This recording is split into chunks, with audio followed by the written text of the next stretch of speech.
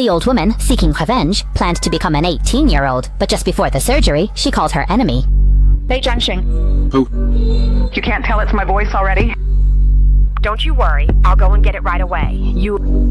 It turned out the old lady was a powerful underground marquise in Southeast Asia, controlling the region's flower trade. But one day, her subordinates betrayed her, rebelling right at the transaction site. Yet, facing a dozen armed men, the marquise remained unfazed, even miming a gun with her hand. Her men thought she was crazy, but as she waved her hand, they all instantly dropped dead. Marquise had long sensed something was off with these men, so he'd placed snipers on a nearby hilltop. Once his hand signaled, the snipers would instantly fire. As all the traitors fell dead, his assistant flew in on a craft. Marquise had a man transfer the money to an account. The man thought he could go home afterward, but Marquise suddenly had his assistant get rid of him. You know just a little too much. In just 1 single second. The Marquis thought he was safe, but his clever subordinate had anticipated being silenced. He'd transferred money and prepared a body underwater, pulling a golden cicada trick to escape. When a game over pop-up appeared, the Marquis realized he'd been played, swearing to tear his subordinate to pieces. But to escape the Marquis's pursuit, he fled to Korea for plastic surgery. His nose and chin were raised, his vocal cords slightly altered. He completely transformed his face. Even his own family wouldn't recognize him. And yet this is Marquise, Southeast Asia's richest underworld boss. His henchman took just 2 extra bags of flour, so he had a plastic bag put over his head. Without a word, he suffocated the man to death. To destroy the evidence, he ruthlessly set the place on fire before leaving. Yet, this ruthless man, whom no one dared to cross, had a subordinate who stole $1 from him, faked his own death, and fled to Korea for plastic surgery, transforming himself into a new person.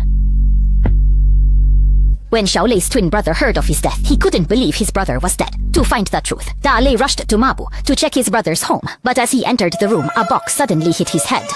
It turned out she was his brother's girlfriend, investigating Xiao Lei's death. Unaware Da Lei was Xiao Lei, she hit and scolded him fiercely. As the scene grew tense, a lock-picking sound came from outside. Sensing danger, they quickly jumped out the window, fleeing to a bustling market. But just then, a car suddenly knocked them down. It was the Marquise's men who grabbed them into the car, ready to claim their reward. Luckily, they weren't easy targets. After a fierce fight, Big Lei quickly took care of all the thugs. Soon, the police caught up from behind. To avoid delaying the investigation of his brother's death, Da Lei had to abandon his brother's girlfriend and flee. He then went to a bar, found his childhood friend, and asked him to investigate a man named Hou Ye. But as soon as his friend heard the name, he quickly told him to leave, because Hou Ye was a devil, and even his bar was watched by Hou Ye's men. Helpless, Dale turned to leave, but as he sought another plan, Marquise's men suddenly targeted him, mistaking him for Little Dale. Luckily, Little Dale, post-surgery, arrived just in time. After a fierce struggle, he rescued his twin brother. Only then did Dale learn of his brother's Korean surgery. He couldn't believe his brother changed his face for a mere $1. Furious, Dale turned and walked away. Now the whole world is attacking you. How will you go back? I damn well have a flying kick. His girlfriend then approached. Feeling guilty, he gave her $1, ready to leave. But then, his phone showed they were being followed. As Xiao Lei prepared to run, he quickly gave the Marquise's evidence to his girlfriend, then fled alone. Unexpectedly, as he reached a market, the Marquise's men rushed him. Xiao Lei tried to escape, but with dozens of thugs, where could he run? Soon caught on Marquise's grounds. If you don't hand over the money, I'll just take my sweet time and retire. Marquis then put eels in the tank to slowly electrocute him.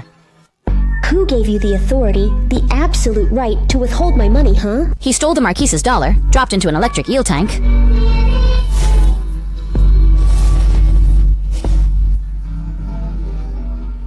If you don't get that money back, I'll just slowly retire.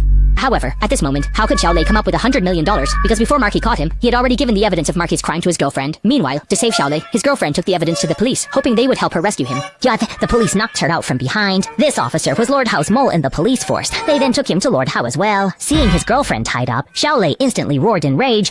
Luckily, the twin brother Da Lei arrived. Their superior position quickly led with the Marquis's men being beaten badly. Sensing trouble, the Marquis tried to flee by car, but Da Lei wouldn't let him. He pursued the Marquis, reversing to force his car to a stop. Da Lei thought the Marquis was dead, seeing him still in the car, but the Marquis was feigning death, pulling out his gun and shooting him. Helpless, Da Lei quickly clutched his wound and fled. Just then, a group of police officers suddenly arrived. It turned out Da Lei had called the police before coming here. Seeing the area surrounded, the assistant quickly produced a flying device, telling the Marquis to escape in it while he stayed to cover their retreat. But the brothers wouldn't spare him, firing at the Marquis.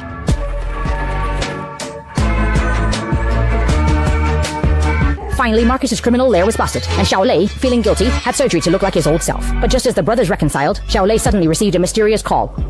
Lei wins. Who? You can't recognize my voice so soon.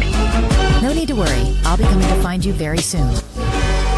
Turns out Marquis didn't die, but went to Korea for plastic surgery, planning revenge with a new look.